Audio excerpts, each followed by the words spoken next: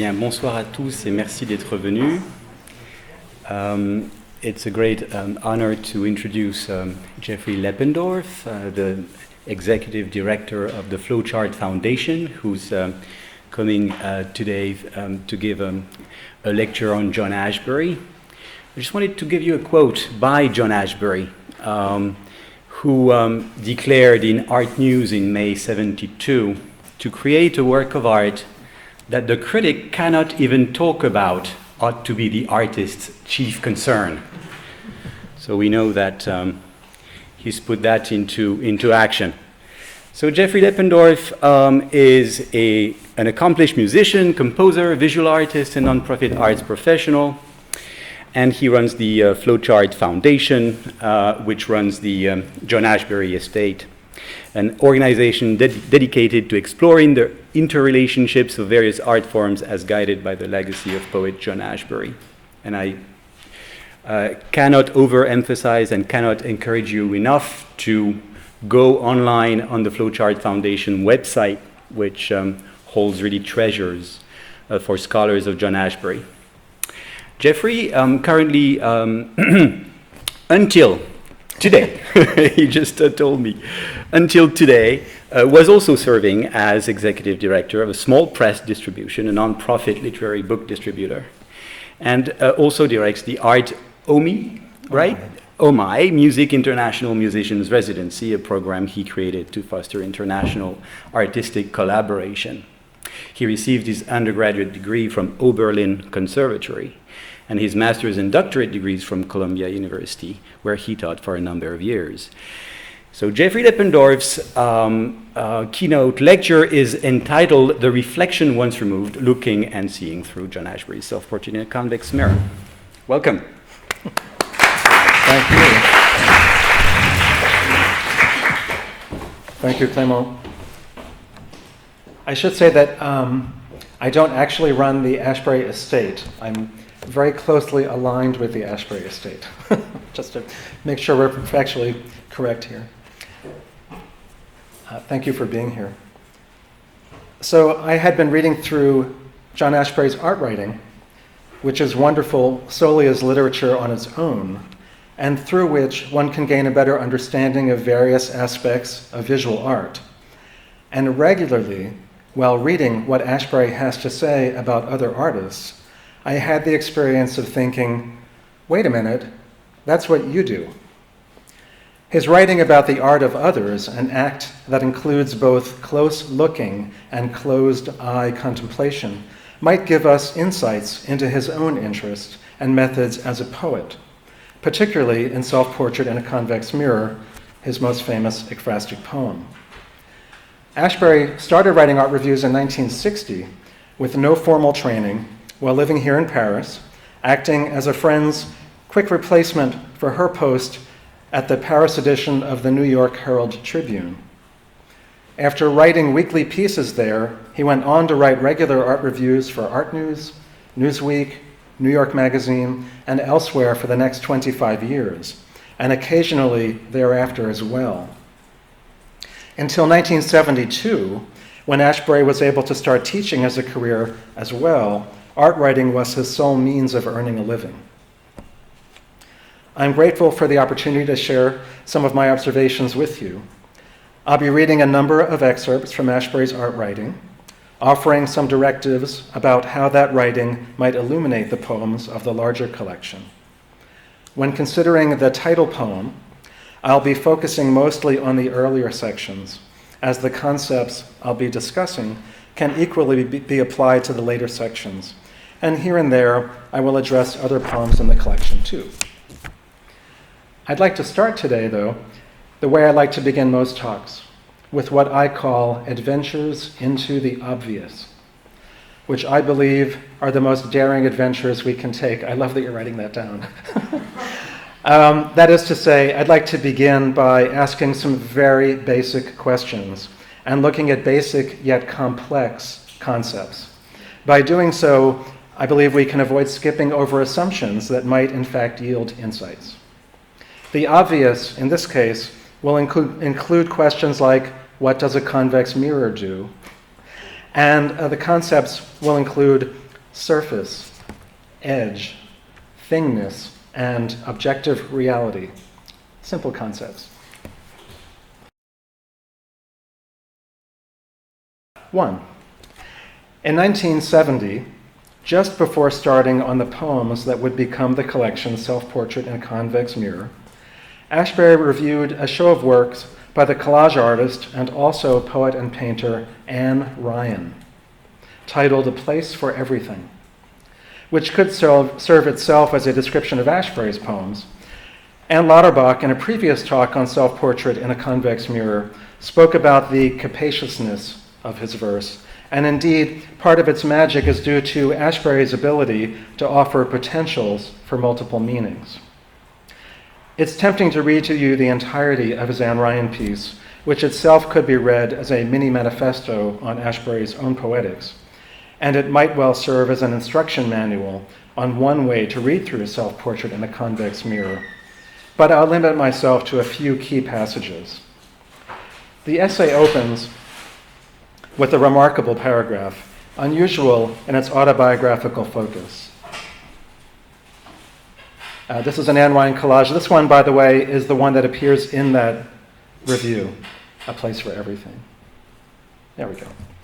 When I was a child, there was a box in the attic containing neatly trimmed scraps of materials that had once belonged to dresses, aprons, blouses, dish towels, and which were apparently intended for a quilt that never got made. I was fascinated by them and used to pore over them with the zeal of an Egyptologist. There was a language there. There we go. The fact that certain dots were so close together that they took up more space than the colored ground, the way the stripes in gingham went over or under each other to make checks, the way the prickly flowers nudged each other, the way a flimsy dish towel displayed the fact that it was starting to unravel, a little proud to be showing off how it was made. These meant something. That they had been used and discarded and then rescued for future use. That women had worn those dresses and aprons, worn them out, meanwhile caring for them, washing, ironing, mending, and finally choosing what deserved to be saved, added to their strange drama. Ashbery later in the piece describes the language of these fabric scraps as being a secret language. One would have to spend time with these resonant objects to be able to understand them. Later in the article, he writes more about materiality, or what he describes as thingness. He contrasts Ryan's collages with those of the German Dadaist Kurt Schwitters, whose lovely found objects appear purely as compositional elements that have renounced their thingness. In Ryan's collages, though, her bits of found materials remain themselves. The paper talks with the voice of paper, droning where it is square, screeching where it is torn. The cloth is really cloth. It assumes its natural role of a harried mother. It was made to clothe us and doesn't renounce this duty lightly. He continues to say that one is aware of these parts. They have a density and a specific gravity they never had before. And one is aware of the whole as an emanation from them rather than as a syntactical organic whole. Read that over to yourselves. The thingness of these fabric scraps, their resonant histories, provide a special something else to Ryan's work that contributes to their success. I'll share more about what Ashbery has to say about thingness, as well as its concept of something else later, but to share just one bit more from the Anne Ryan piece, Ashbery writes that in our art, we want to get beyond mysteries of construction, to quote again Miss Marianne Moore's useful phrase, into mysteries of being, which it turns out have their own laws of construction. His poetry routinely has been described as capturing the experience of experiences. The experience of experience, Here, writing about Anne Ryan, we have that drive described by Ashbery himself. Reflecting the mysteries of being may very well be the central theme of these poems, and perhaps even most of Ashbery's poetry. And I'll suggest we form a line over there for who wants to use Mysteries of Being for the title of a thesis. I'll fight for it. 2. By way of directing our gaze now to self-portrait in a convex mirror. By the way, this is an actual convex mirror in the home of John Ashbery. I snapped it surreptitiously. You can, by the way, take a wonderful tour, virtual tour of the house on the flowchartfoundation.org website. It's a lot of fun. And hear Ashbery read poems in situ, which is great. Okay, so looking at a self-portrait in a convex mirror now, let's begin by asking just what a convex mirror is and does. Its curved surface reflects back to the viewer an area beyond what a flat mirror would, so it reflects more than a flat mirror can, bringing in images of objects beyond its edges. By doing so, a convex mirror can present a larger view of a space by expanding it while also distorting it.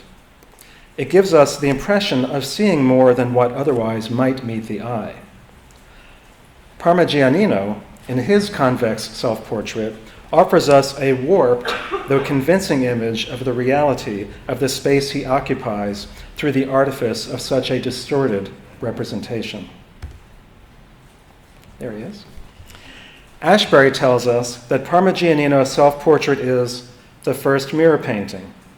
However, countless painters had already looked in mirrors to create self-portraits, and this isn't the first depiction of a mirror in a painting either. So what Ashbery is actually telling us in this sort of cheeky aside, convex shape, nestled between convex-shaped parentheses, is that this is the first painting made to actually look like a mirror.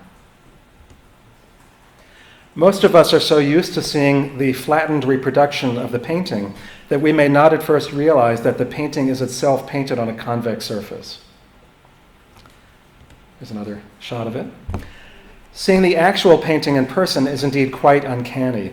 When Ashbery refers to the rounded reflecting surface, he's not referring to the mirror that Parmigianino had made in order to paint his self-portrait, but to the painting itself, so that you could be fooled for a moment before you realize the reflection isn't yours. And you can see here what it really looks like in the museum, and you can't imagine now walking by it and actually for a moment thinking you're catching your own image there. Parmigianino renders a distorted image on a distorted surface. You probably know that Ashbery reviewed a 1964 exhibition of Parmigianino's works for the Paris edition of the New York Herald Tribune. Who here has read that piece? Some of you have? Okay, well you can, it's readily available. Well, I'll tell you about it. He spends nearly half of the article discussing the self-portrait, this one, which now likely is more famous to modern audiences because of Ashbery's poem. Yet the exhibit itself did not include the painting. When you read the article, note that. Half the article is about the painting. This was not in the exhibit. It was a show of Parmigianino's drawings. I'm delighted at how the opening of the poem, where Ashbery describes the painting's odd proportions that depict the right hand bigger than the head, right, mirrors the similarly surprising odd proportions of Ashbery's review, where the description of Parmigianino's self-portrait takes up more room than his writing about the drawings that are actually being exhibited. He begins the article, perhaps somewhat surprisingly, with a quote from Giorgio de Chirico, the metaphysical painter, who tells us, "It must not be forgotten that a picture must always testify to a profound sensation, and that profound means strange, and that strange means little known or completely unknown. For a work of art to be truly immortal, it must completely transcend human limitations.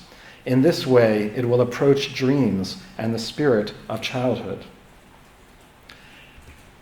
That Ashbery writes about Parmigianino by way of de Chirico might at first seem strange, but his own writings reference and directly quote de Chirico regularly, more than any other artist, with de Chirico routinely making cameo appearances throughout his art writing.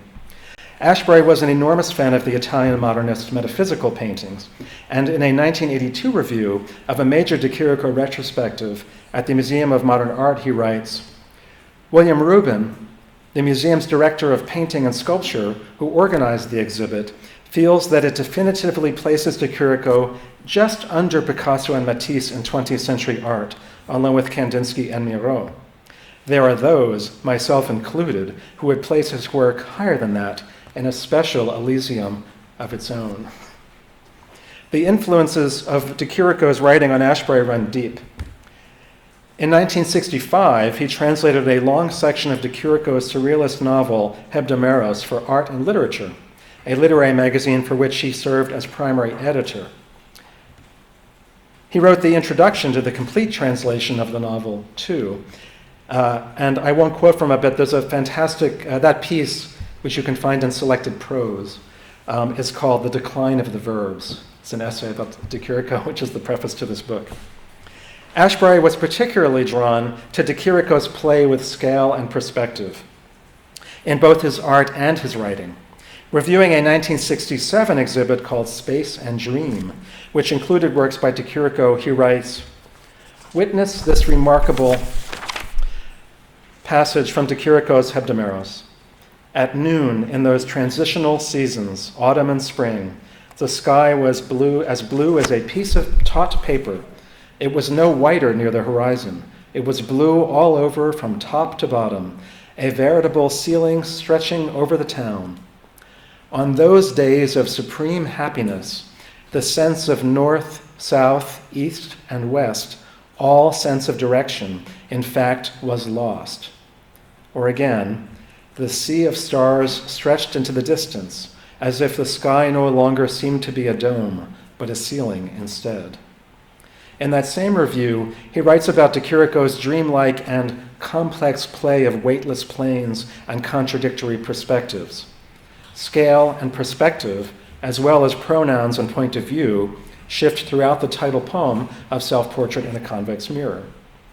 Toward the end of the first section, recalling the comparison of head and hand, Ashbery compares the scale of a dozing whale on the sea bottom in relation to the tiny, self-important ship on the surface. He then writes, "But your eyes proclaim that everything is surface. The surface is what's there, and nothing can exist except what's there." This recalls a similar passage in No Way of Knowing from earlier in the collection, where Ashbery describes waking up in the middle of a dream with one's mouth full of unknown words.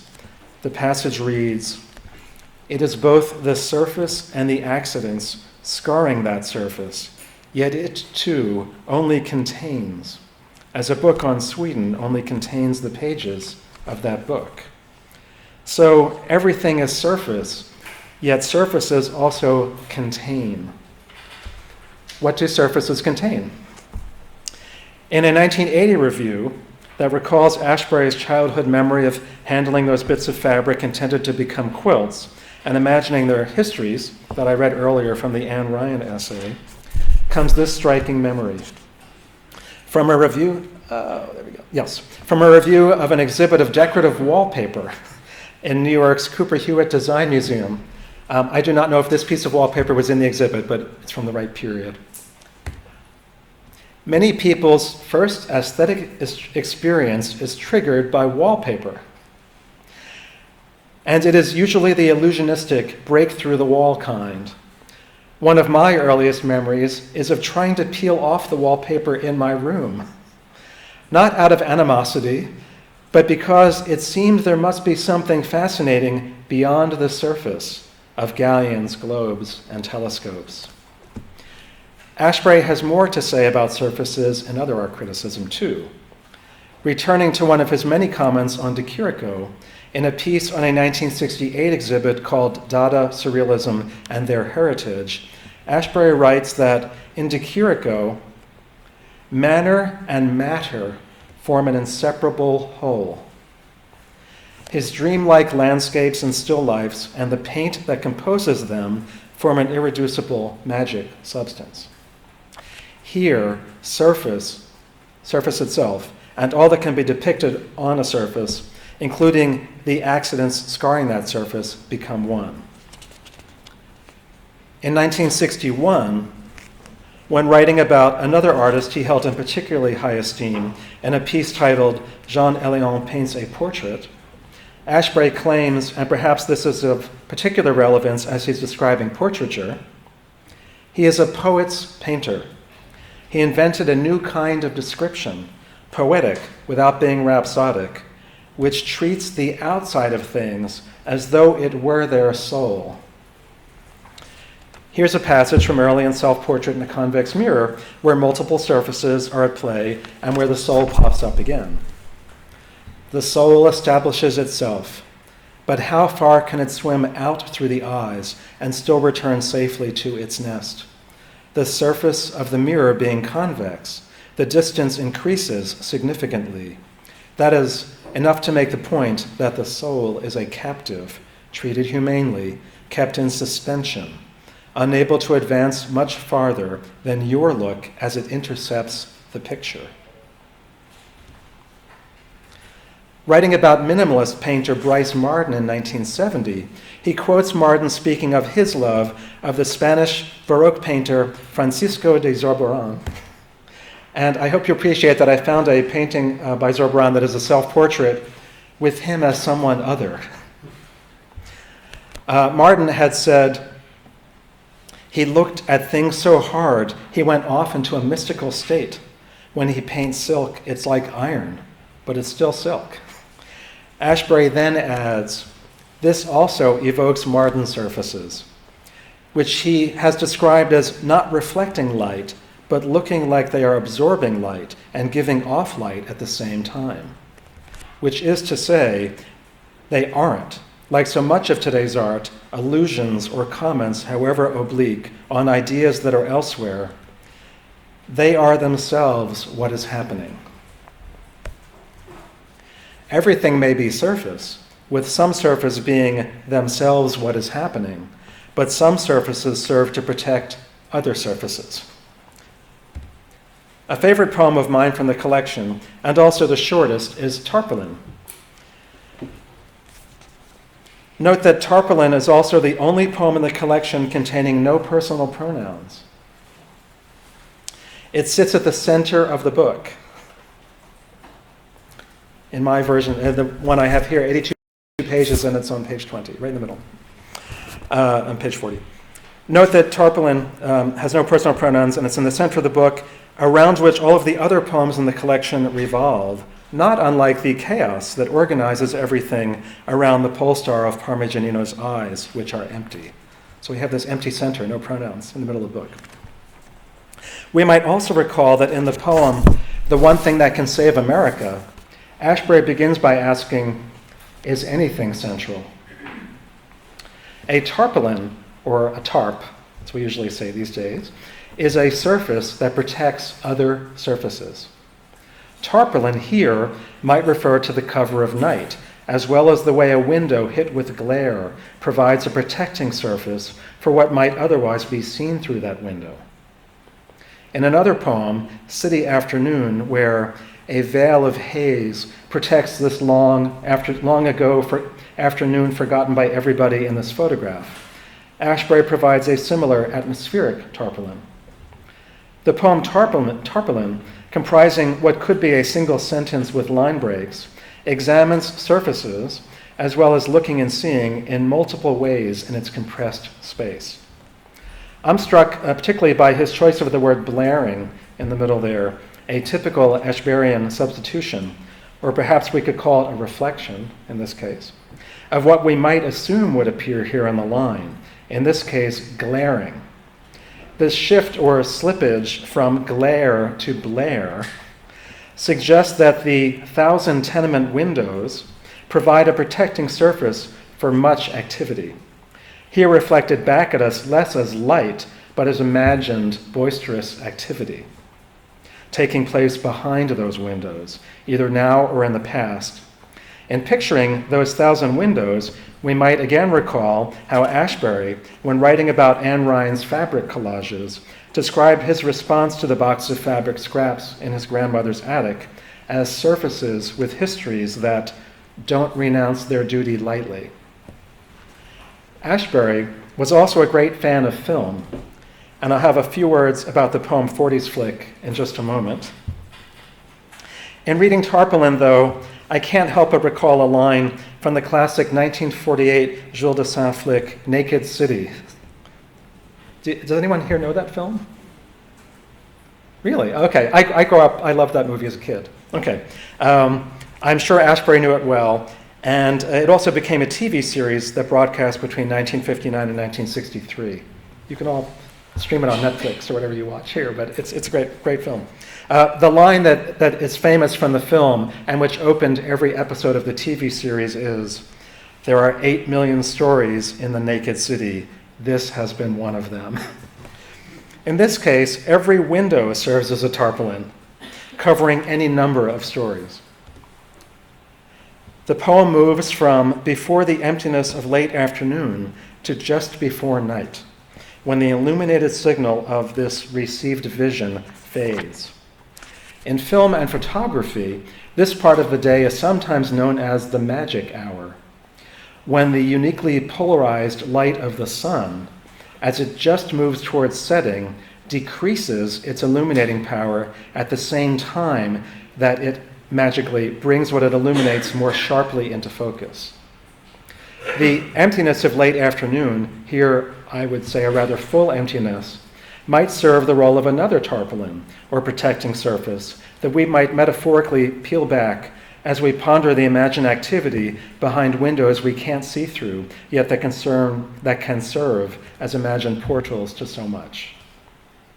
40s Flick provides a different kind of partial and more explicitly voyeuristic view.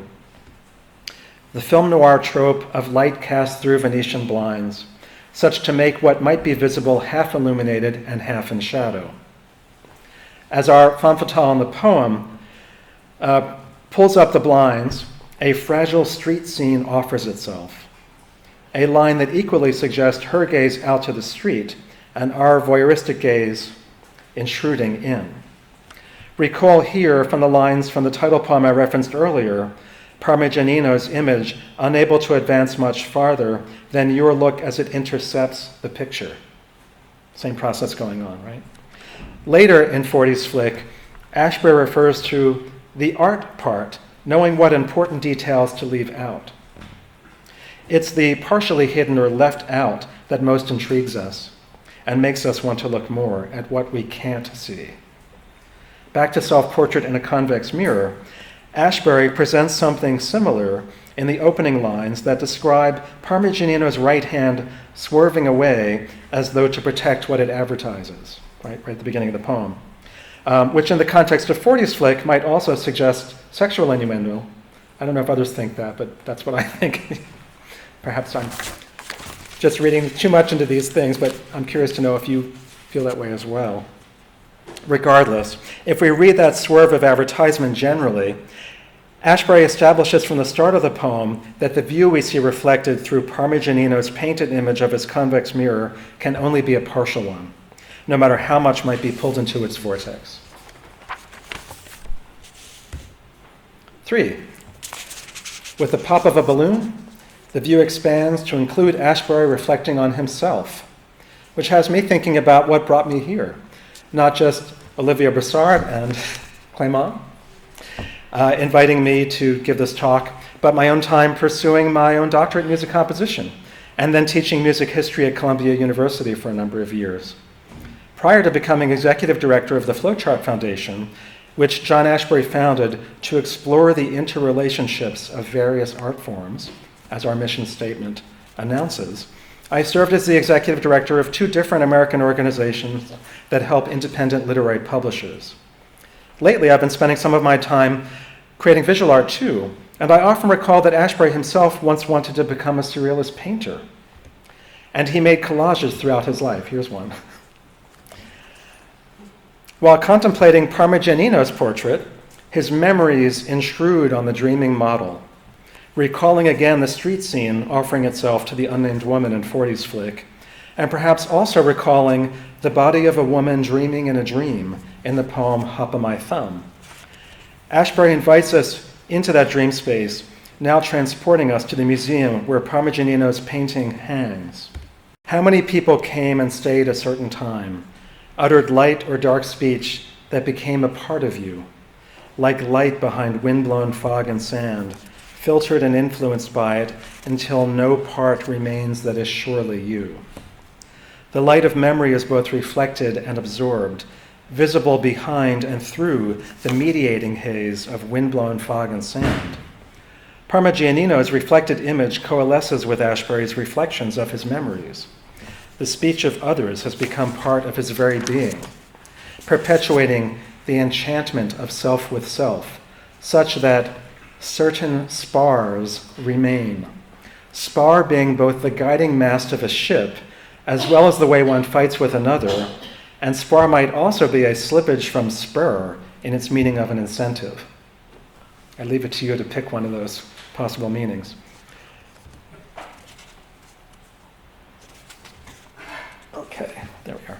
Describing work by the pop artist Michelangelo Pistoletto in a 1964 review, Ashbery writes, Pistoletto's method is the following one. Onto a large metal mirror, he glues life-size cutouts of figures, which are actually photographs on silver gray paper improved by the artist with a little pencil drawing and some paint. Period. Simple-minded as it sounds, Pistoletto's art is fascinating and even haunting. For one thing, the mirror surfaces automatically pick up the rest of the room, including you, who suddenly find yourself, like it or not, the subject of a pop picture. Not the main subject either, but somewhere in the background, the foreground being taken up by your anonymous, two-dimensional companions. That one could become the subject of a piece of art by looking at it seems as well the case with Parmigianino's self-portrait. Ashbery later concludes that Pistoletto's work includes you, the viewer, emptying it of meaning and at the same time hinting at another kind of meaning beyond appearances. Here again, the surface is just a surface, but one that also contains other surfaces beyond or behind it. In this case, a reflected image of the viewer. Is Ashbery self with self Ashbery and Parmigianino? Ashbery and himself? You and me? Not sure. He tells us that it doesn't matter because these things are as they are today before one's shadow ever grew out of the field into thoughts of tomorrow. The past and the present coexist in this dream space as they do in everyday life, which includes the small accidents and pleasures of the day as it moves on. And here we have Ashbery in front of a portrait of himself by Fairfield Porter. Self and shadow, image and reflection, now and before, all coexist. As Ashbery tells us, merging in one neutral band that surrounds me on all sides everywhere I look. He quotes Vasari to note the impossibility of Parmigianino succeeding in what he strives to accomplish with great art to copy all that you saw on the glass. There he is. Parmigianino worked to capture all that he saw, as the poem puts it, but Ashbery has already told us that what Parmigianino depicts was enough for his purpose. We've been told that the window doesn't matter much, or that sliver of window or mirror on the right. As much as we might feel at first like we see everything that Parmigianino saw, much that would be reflected has been left out or pushed to the margins. Remember that the art part is what is left out. The allure of Parmigianino's painting may have less to do with how realistic it is. It is a rendering of how a convex mirror distorts what it reflects, and more in fact to do with its infidelity to that reflection and what it allows us to see. In one of the more oft-quoted passages from the poem, Ashbery sees only the chaos of your round mirror, which organizes everything around the pole star of your eyes, which are empty. Ashbery writes about this concept of organizing things around a center rather than from it in a 1984 review of Pierre Bonnard. Ashbery tells us that it was customary for Bonnard to push his figures into the margins of the picture to leave a vacancy at the center. He was trying, he said, to show what one sees when one steps into a room all of a sudden. and the eye has an annoying way of zeroing in on unimportant details and ignoring the business of the day. So too does the mind, and in fact Bonnard was attempting to get beyond the impressionist fidelity to mere appearances, la petite sensation, and to replicate the way phenomena appear to the mind's eye as well.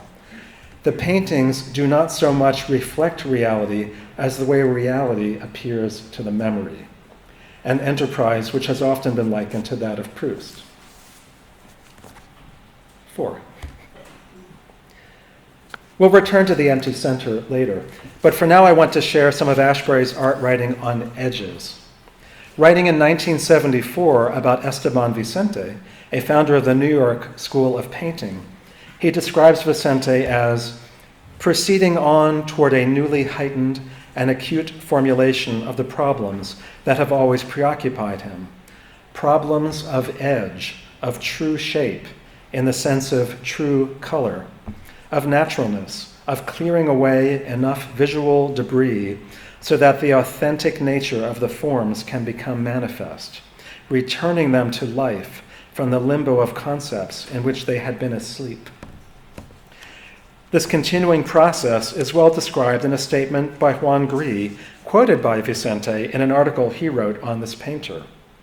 I hope I shall come to express with great precision a reality imagined in terms of pure intellectual elements. This really means painting which is inaccurate but precise. That is to say, the reverse of bad painting, which is accurate but imprecise. And I think that line can work for poetry too. And later in the same piece, Vicente says that he is very concerned with edges, which are important because they ultimately define a figure, just as words make up a poem. One senses in his work a love-hate affair with the edge, an urge to ignore them and get beyond them at the very moment of coming to grips with them. Edges limit the meaningfulness of forms by defining them too well. And Vicente is after a meaningful ambiguity that will give the work the widest possible range of associations. Ashbery describes the same kind of meaningful ambiguity between edges and what they define in the final section of Self-Portrait in a Convex Mirror. Today has no margins. The event arrives flush with its edges, is of the same substance, indistinguishable. Let's return for a moment to the third section of the poem. Ashbery and his memories enter the poem here, including his memories of the friends who came to see him, as his own self-portrait takes shape. Just as importantly, intimations of the future appear as well. Tomorrow is easy, but today is uncharted. The uncharted now of today is also desolate, reluctant as any landscape to yield what are laws of perspective. Think back onto Kiriko, too. And at this point, we enter the poem. And so does the impossibility for any of us to fully have perspective on anything we experience while we're experiencing it. Some days we will try to do as many things as are possible, and perhaps we shall succeed at a handful of them, but this will not have anything to do with what is promised today, our landscape seeping out from us to disappear on the horizon. To have a concurrent perspective on here, now, we must somehow at the same time be elsewhere. Art accomplishes this through its mediating and imaginating-inducing function. It's in this section that Ashbery quotes Sidney Freeberg's Parmigianino, his works in painting. And this made me laugh when I found it. It's the only image I could find of this book. And as you see, it's also an advertisement protecting the book from the Tucson, Arizona Public Library. And then Ashbery quotes Freeberg. Realism in this portrait no longer produces an objective truth, but a bizarria. However, its distortions does not create a feeling of disharmony. The forms retain a strong measure of ideal beauty. This objective truth is fed by our dreams. The convex mirror is an accumulating mirror, where we can experience a wave breaking on a rock and at the same time it's giving up its shape in a gesture which expresses that shape. Waking and dream states coexist to create something like living. And it's in this movement out of the dream into its codification that what we might call reality, or the experience of experience, is formed. Ashbery's art writing contains quite a few thoughts on the nature of reality and dream. He writes about American assemblage artist Joseph Cornell, one of his favorite figures, in relation to dream and reality. Reviewing a show of Cornell's boxes in 1967, Ashbery writes, "For Cornell's boxes embody the substance of dreams so powerfully that it seems that these eminently palpable bits of wood, cloth, glass, and metal must vanish the next moment, as when the atmosphere of a dream becomes so intensely realistic that you know you are about to wake up." Later in the piece, he writes about a new kind of realism, and again about the concept of thingness. In fact, the genius of Cornell is that he sees and enables us to see with the eyes of childhood, before our vision got clouded by experience, when objects like a rubber ball or a pocket mirror seem charged with meaning, and a marble rolling across a wooden floor could be as portentous as a passing comment. He establishes a delicately adjusted dialogue between the narrative and visual qualities of the work in which neither is allowed to dominate. The result is a new kind of realism. Each of his works is an autonomous visual experience with its own natural laws and its climate. The thing in its thingness, revealed, not commented on, and with its ambiance intact. Things, surfaces, and appearances meld with their poetic meaning to produce a kind of realism that maintains the ambiance of what is experienced together with whatever objective reality we might be looking at. The breaking wave and the giving up of that shape coexist here in a single moment. In the poem, there are several such examples of this kind of movement within stasis, where the whole is stable within instability. A typical Ashberian paradox. From the ping-pong ball secure in its jet of water, to the static image manifest in the painting that equally somehow suggests that Parmigianino's hand is swerving away at the same time that to hide something it retreats slightly. Perhaps expresses an attempt to prolong the present so that it can be both experienced and reflected upon at the same time. Similarly, there's the still image of Parmigiano's face, which in the poem swims toward and away like the hand, except that it is in repose. Here in the third section of the poem, Ashbery tells us that what should be the vacuum of a dream becomes continually replete as the source of dreams, another empty center, and yet full, right? Pity those whose experience of living lacks this essential element of dream. The sense of a vibrating, ecstatic now, a state that is both in repose and swimming, where things can swerve toward us and retreat simultaneously, is perhaps what contributes the special ambiance of what Ashbery calls thingness.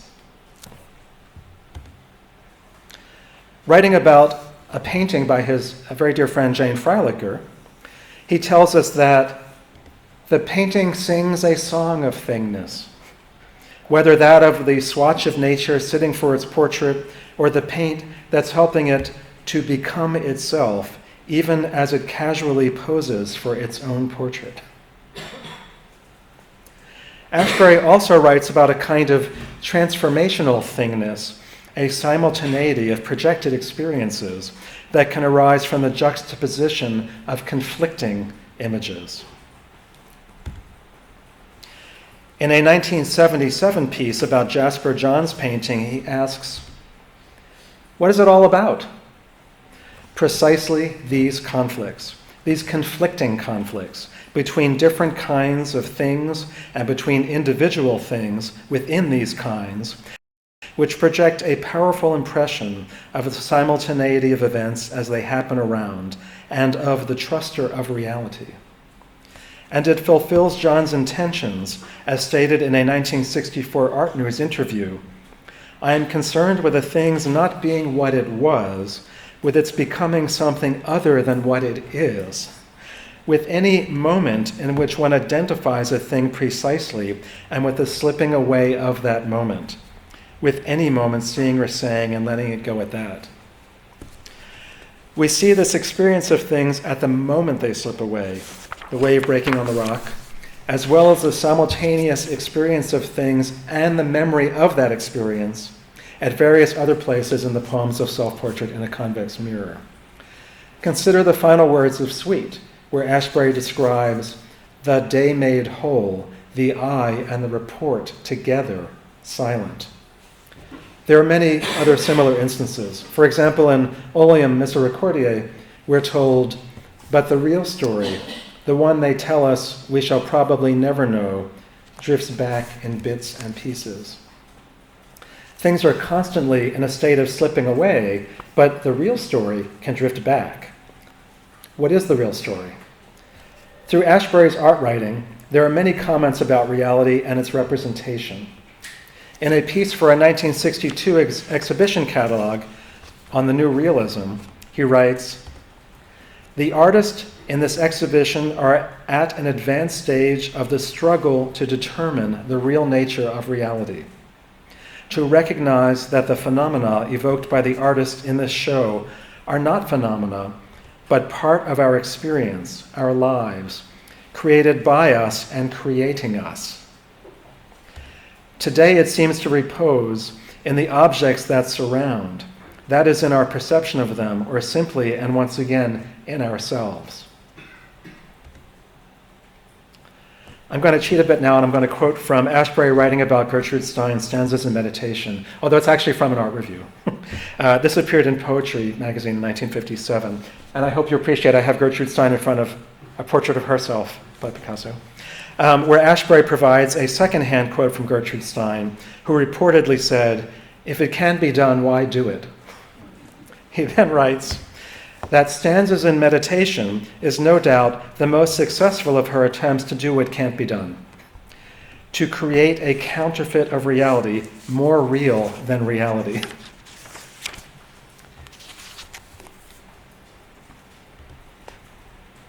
Five. Ashbery has demonstrated an interest in creating a counterfeit or artificial aesthetic reality.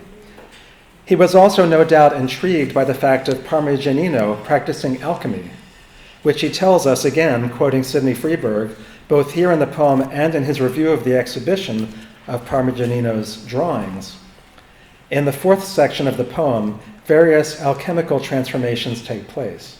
And quoting Vasari, he imagines Parmigianino's face transformed into that of an angel, and how the verisimilitude of the painting on an actual convex surface means that you could be fooled for a moment before you realize the reflection isn't yours.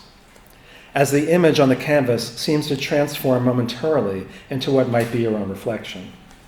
Here, Ashbery's self practically dissolves into this reflection to literally become other in a dynamic act of self-abnegation.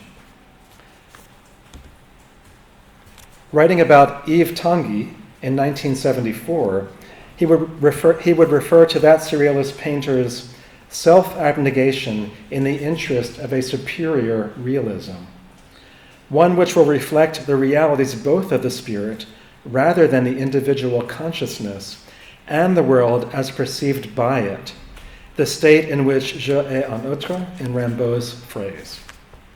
In the poem, such self-abnegation, the self becoming other in this case, manifests as Ashbery's reflection momentarily is seen to be supplanted by the strict otherness of the painter in his other room. He questions whether we have surprised him at work or he has surprised us. In the third section of the poem that I referenced earlier, Ashbery described the experience of seeing the painting in person, writing that no part remains that is surely you. Here in the fourth section, through the momentary experience of Ashbery's image virtually trading places with the image on the canvas, Ashbery returns to himself.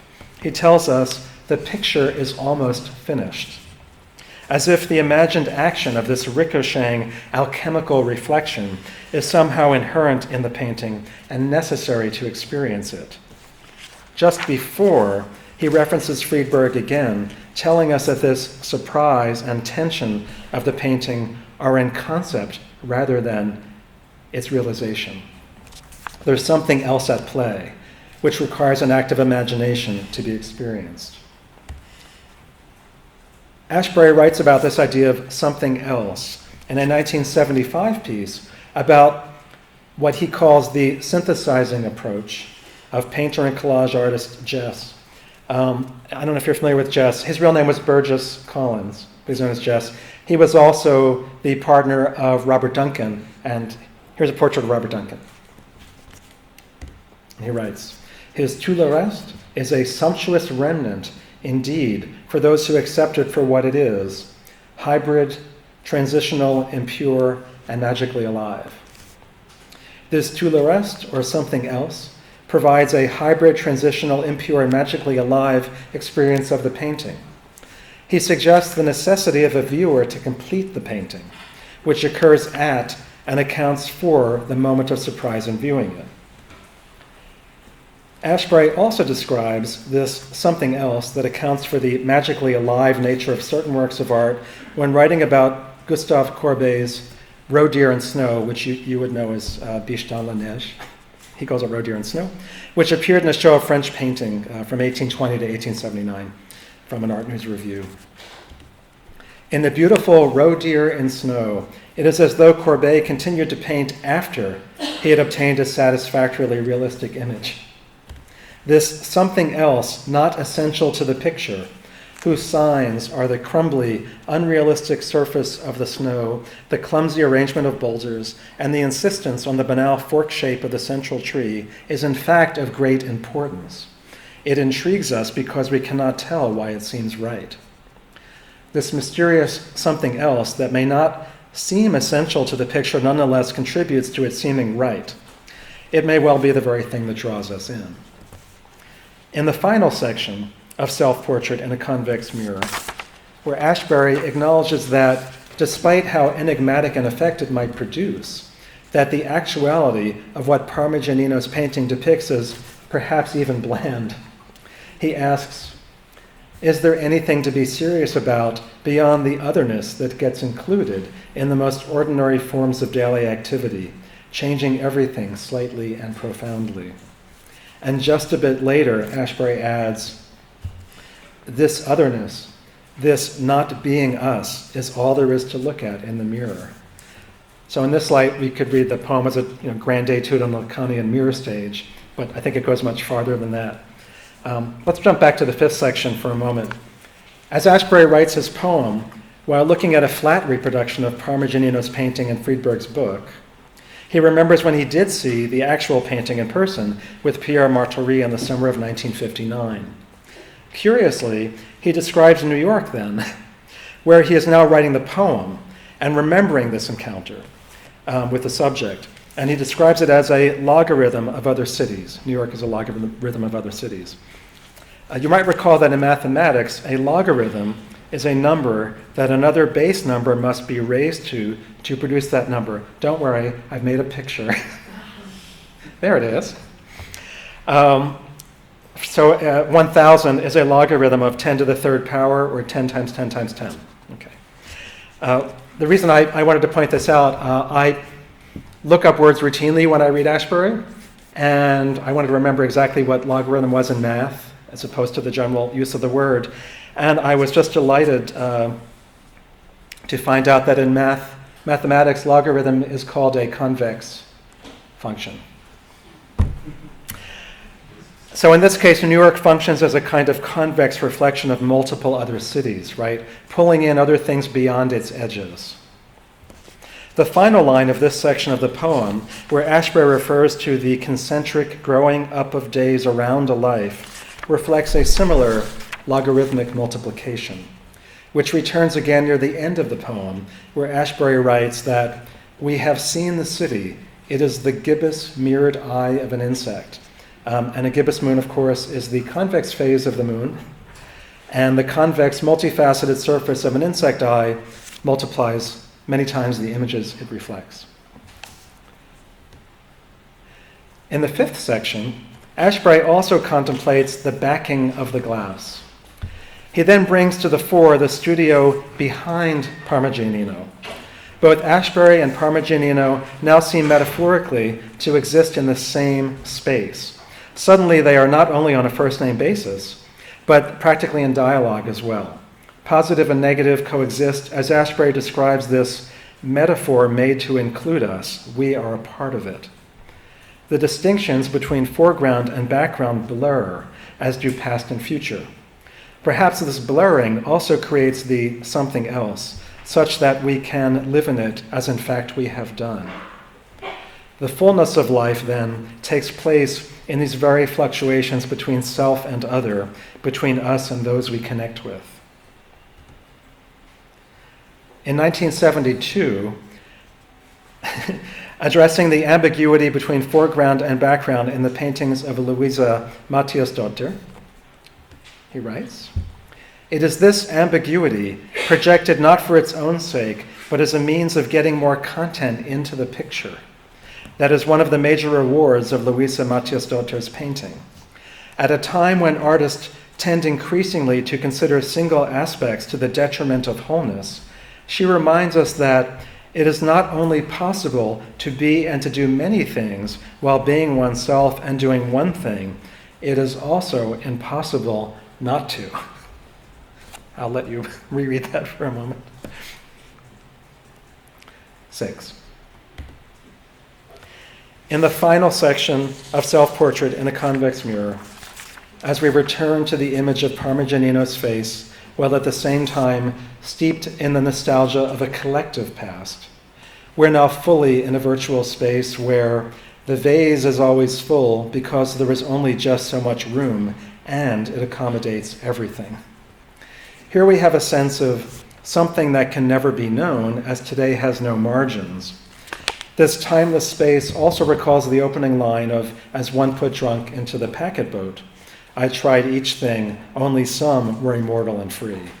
A line which itself recalls the opening of New Spirit from Ashbery's previous book, 3 Poems, and that poem begins, "I thought that if I could put it all down, that would be one way. And next the thought came to me that to leave all out would be another and truer way." Earlier in the poem, Ashbery tells us that in the "it was all a dream" syndrome, that the all tells tersely enough how it wasn't. He invites us to savor the paradox of the drive to experience everything and the impossibility of doing so. As much as we might attempt to be fully present, elsewhere we are sitting in a place. In Ashbery's poetic space, however, both can exist simultaneously. Parmigianino serves as the centripetal force of the famous title poem, his distortions revolving around the pole star of his eyes, which are empty. But Ashbery is in the center too, with his own memories, impressions, and imaginings revolving around him and reflecting countless layers of merging associations and memories. What is it all about? Writing in 1974 about Jacques Rivette's film Out One Spectra, Ashbery writes that a great many things have been said. A few have actually happened. But the thing, the explanation for all this, hasn't made its appearance, as it seldom does in life. It's not absolutely meaningless. Distortion is the meaning, not just a poetic effect or modality. What is revealed to the reader is that distortion. Coda. I'll conclude with this. In Lithuanian Dance Band, Ashbery describes one of those pictures you reflect with a polished tube to get the full effect. This described what is known as an anamorphic picture. Here's one showing a chair that makes a chair if you have a reflecting tube. In an anamorphic picture, images revolve chaotically around an empty center. One must place a reflecting tube in that empty spot to pull the various surfaces and edges of the distorted image into the center so that they can be seen as a comprehensible whole. A convex mirror distorts images in a likewise fashion. We, the reader, must become the reflecting tube placed in the empty center, pulling together and reconciling all of Ashbery's edges and surfaces, both what is seen and what we see through them, along with our own reflections. That could be one way to describe how the poem works to reveal us. Or to put it another way, as Ashbery tells us in the concluding line of Paradoxes and Oxymorons from his later collection Shadow Train, the poem is you. Thank you.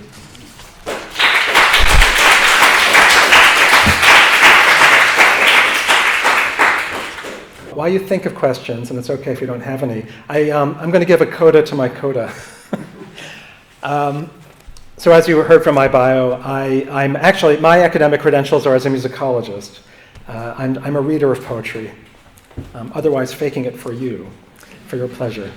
But in Anne Lauterbach's talk previously about self-portrait and a convex mirror, she mentioned something that just absolutely intrigued me to no end, which was something that she had learned from Karen Rothman, who is Ashbery's remarkable biographer, who's now completing a complete biography of Ashbery. And in an interview that Karen did with John Ashbery, he mentioned that while writing Self-Portrait in a Convex Mirror, he was listening to Schoenberg's string quartets. Okay, and I will reveal, I played them over and over while writing this talk too. But I already know and love those quartets, and the reason that really pricked my ears, my attention, when I heard that, is that, I don't know if this is known to you, but those quartets, the second one in particular, is quite famous and important in music history. I would say it plays a similar role that this book does in poetry history, in music history. The second string quartet of Schoenberg is the piece of music where he moves from tonality to having a key center to atonality, where there's no home base, right? And it happens in the third movement of the string quartet. This string quartet is already a little odd, even before this, starting in a key and ending with none, in that there's a soprano with the string quartet. She enters in the second movement, which is still tonal, singing a poem by Stefan George, the symbolist poet. That poem, by the way, is called Litany, which might be coincidental, but I like thinking that perhaps he got the idea at this point to write litany much later. But what I want to tell you about is the third movement. There, as the soprano enters, the piece becomes atonal. I think it's very, very beautiful, but people booed it very strongly at the performance. It's one of those notorious performances. But the line that she sings translates as, "I feel air from another planet." And so here we have this piece of music that moves from the known, the assumed, tonality into this brand new language of atonality with "I feel air from another planet." And that's what Ashbery is listening to while, taking the tropes of modernist poetry and then inventing a whole new language for it. So I just find that thrilling. Okay, you've had time to think up a question or two. Yes? I have one. I'd like to hear a little more on your own perceptions of reading Ashbery. So my question is, what did you feel when you first read Ashbery's poems? And the second question is, what made you like or love Ashbery's poems? Yeah, sure. I can answer that easily. I think I first read Ashbery in college. He was very, very popular for composers to set to music. And I mostly write music for voice, mostly opera and art song. I had already set a great deal of Gertrude Stein, and I was a Gertrude Stein fanatic since many years earlier. I had discovered her when I was quite little and starting to write, and I was accused of writing like Gertrude Stein. I didn't know who she was, and I ran out and found someone. I loved it, so I then thought that was a compliment, but it wasn't meant that way. In any event, I then became familiar with Ashbery because many people like to set Ashbery, who were composers, and started reading him. I actually never set him because at the time I felt like that's what everybody did, so I avoided setting him, but I started reading him. And every time a new book came out, I would buy it and loved it. And what I loved about it is, in fact, very similar to what I love about Gertrude Stein, and that's that the meaning is not fixed. That is specifically what I love about it. That, people always say that Ashbery is difficult, and, now that I'm professionally working to maintain the Ashbery legacy, the first thing people want is an explanation. What does it mean? And if you remember, say that Vicente painting, well, we saw several abstract paintings here. No one asks what an abstract painting means. You like it or you don't like it, right? And if it's great, if it's a masterpiece, it resonates in such a way that every time you look at it, you see something else. And for me, that's what Ashbery does. So we had a long discussion earlier, a few of us, about what one word means in one of the poems, and our conclusion is the many things it could mean. So that's what's amazing to me. It resonates, it vibrates, and that you have these layers of vibrations happening. And it's no different than, for me, a masterpiece of music. It's not about what it means. It's easier to comprehend that a piece of music doesn't mean a concrete thing. Its meaning, though, is very profound. We experience it beyond language. Ashbery somehow helps to give us an experience beyond language through language. So that's what I love about it. Yes? Staying on the question of music, what do you think of Elliot Carter's use of Serena? Which is not included in this. No. It's a great poem, and it's a great piece by Carter. I will admit that it's not my favorite Carter piece. I should probably never say that in public. I do love Elliot Carter. I honestly, I find the vocal line a little distracting. It is a great piece as a piece of music. It's quite fantastic. And I know that Ashbery loved it. Because it seems to chime with what you said about the play with surfaces and somehow with texture. I would say it's a brilliant piece, even though it's not my favorite. I can appreciate it's a brilliant piece. There is some text setting in there, and for me, whenever that happens, I'm less happy because it's almost like the problems of translation. It fixes the meaning. And so I'm always leery of setting text, even though it's what I mostly do. But it's because I find it such a challenge, right? But that's what I can say about it. But it's an amazing piece of music. I mean, it's very complex, and it certainly matches the complexity of the poem. They hold up. They each hold each other up. Yeah. You mentioned at the very beginning of your talk the adventures into the artist. Yes. Wondering what connections you established between the surface and the artist, or surfaces and the artist. Oh, there's so many. And in fact, I only gave you some of I gathered many more quotes that have to do with surfaces. Not surprising when writing about paintings that one would talk about surfaces, but I think what he says in those pieces I quoted are so revealing about the way that they're used in the painting. And this idea that a surface is just a surface at the same time that all that scratches that surface is part of the surface, and that we see what's beyond the surface, and that surfaces protect other surfaces, and we see through surfaces. It's very, very multifaceted, like the convex eye of the insect. I found there were a few other words I had explored, and for me, surface and edge were the two I mostly spent time on, because they're such simple words. And this is what I mean by adventures into the obvious. Those are very simple words: surface, edge. We all know what a surface is. We all know what an edge is. And yet, when we start questioning what an edge actually does, that idea of day, I'm going to misquote, but the margins of the day merging with the edge. And one of the earlier poems talks about the gap of today, another empty center. So the way that those two words resonate throughout the poem means that we should take our time with them.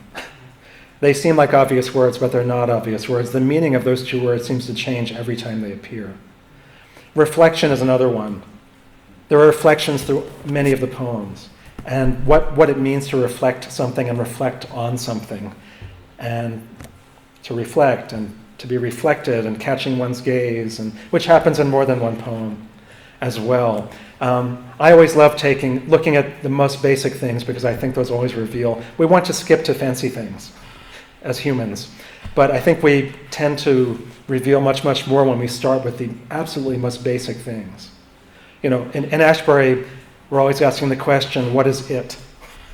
Whenever it appears, that's an adventure into the obvious. And it will be an adventure because you'll decide what it means and then you'll change your mind, and then you'll change your mind again. And that's what's wonderful, that it can do that. And they all can be right at the same time, like the wave, right, breaking on a rock, and at the same time it loses its shape. Could you tell us about what you do at the Flowchart Foundation? Yes, I'm happy to tell you about the Flowchart Foundation. So it was actually started by John Ashbery, and I've kept his original mission and we've altered it just a little bit, and you'll see why in a moment. So the original mission was to explore the interrelationships of various art forms. So it's an ekphrastic mission. And now we've added, as guided by the legacy of John Ashbery. Okay. So we move in two directions. One is to go within, it's like an Ashbery poem, go deeper within and to go broader out. So the deeper within is more scholarly. We have a physical Ashbery Resource Center. If any of you should find yourself in upstate New York, in Hudson, New York, please get in touch. I'm happy to let you loose in there. We have some amazing stuff. So we have the Ashbery Resource Center, and we will certainly encourage and promote various scholarship and try to capture it, so that we know that it's happened. What's been newly added is also a public component, which tries to bring people to Ashbery in a kind of curious way, ekphrastically. I will say something that might seem horrible, but I think one of the primary reasons many people hate poetry is because of poetry readings. There can be wonderful poetry readings. Some people are wonderful readers of poetry. Anne Lauterbach, who was here before, is a magnificent reader of poetry. But many poets are not great readers of their own poems. And the idea of a poetry reading to people who do not already love poetry is about the most horrifying thing. Next to getting a flu shot, it's really pretty awful. So we're doing various kinds of public events that really trick people into discovering that they actually love poetry. So to give you just one example, our kickoff event, after I started, was a night of neo-benshi. Does anyone here know what benshi is? Neo-benshi? So originally benshi is short for a long Japanese word, katsudo shashin benshi, which means moving picture narrating person. Katsudo shashin benshi. Got shortened to benshi. And benshi, in the silent film era, were Japanese performers, in Japan, who would stand up, just like I am here, fully visible in front of silent films. And they would live narrate them. They would provide context. They might lip sync. If there was a long landscape, they might recite a poem. Silent movies went out of favor. The benshi artists were a thing of the past. About 20 years ago, a group of poets in the Bay Area created what they call neo-benshi, which is when you have clips of films, you remove the sound, and you create new dialogue or voiceover or something that has nothing to do with the image to go in front of it, and you perform it live in front of the screen. By the way, if you go to the Flowchart Foundation, flowchartfoundation.org website, you can watch that. There's a film of the whole thing, and it's pretty good. You can see the poets and the films. And they did everything from, 2001: A Space Odyssey to I did one myself to a Bogart Bacall film called To Have or Have Not, which you may not know the title of right away, but I'm sure you know the scene. It's where Lauren Bacall is leaving a room with Humphrey Bogart sitting there, and she says, if you need me, Steve, just whistle. You know how to whistle, don't you? Just pucker up and blow. It's a very famous scene. And then she leaves and he goes, okay, and as the door closes. So one of the people who was to have read actually was the great artist Carolee Schneemann, who also loved Ashbery's work. She passed away just a couple of weeks before the evening, and so we wanted to honor her. We showed one of her films, but as a little tribute to the two of them, and it was nice to bring them together, I replaced all of Lauren Bacall's lines by counting syllables and lip syncing lines from, in fact, I used lines from Paradoxes and Oxymorons, the poem I quoted from at the end, from Shadow Train. And all of Lauren Bacall's lines were taken from writings of Carolee Schneemann. So they had this funny sort of love scene where she talked about making art out of menstruation, and he talked about, the poem is you. So anyway, so we're doing things like that. So, and then there were some shared readings of some Ashbery poems in between. So in fact, the audience left having had a great time, people that would have never gone to a poetry reading, and thinking like, wow, I might go to a poetry reading. So we're trying to do things like that. Also focus on areas of interest to Ashbery. We've done events around recently Raymond Roussel and Giorgio de Chirico's poetry. And we're just about to launch a number of things around his art writing, where I'm going to pair various poets and other creative writers who also write art criticism and have them both read from both, which I've never heard of happening before, as obvious as that seems. It's an adventure into the obvious. They're both going to read a little bit of criticism and creative writing, poetry or something else, and then we'll have a little discussion about how those two may be in dialogue or not. So that's the kind of way that I like to think that we're carrying on the Ashbery spirit. So we'll do some things that are very Ashbery. We're doing a kind of performance of litany this summer that'll have music utilizing recordings from Ashbery's own collection. And there's a wonderful recording of that piece, and then I'll stop, of John Ashbery and Anne Lauterbach reading it. It's written in 2 columns, meant to be read together. And they read it sitting at opposite ends of a table. So this coming September 4th, which it's coincidentally the anniversary of Ashbery's passing, we'll be doing a performance where they will be separated in space with the audience in the middle. And then there'll be 2 turntables, and we're working with the John Cage Trust to create a score using chance operations to select recordings from Ashbery's own LP collection that will accompany the reading. So it'll be, for some people, a theatrical event, for others, a great poetry reading, for others, something weird going on, But I think it'll be fantastic. So that's the kind of stuff we're doing.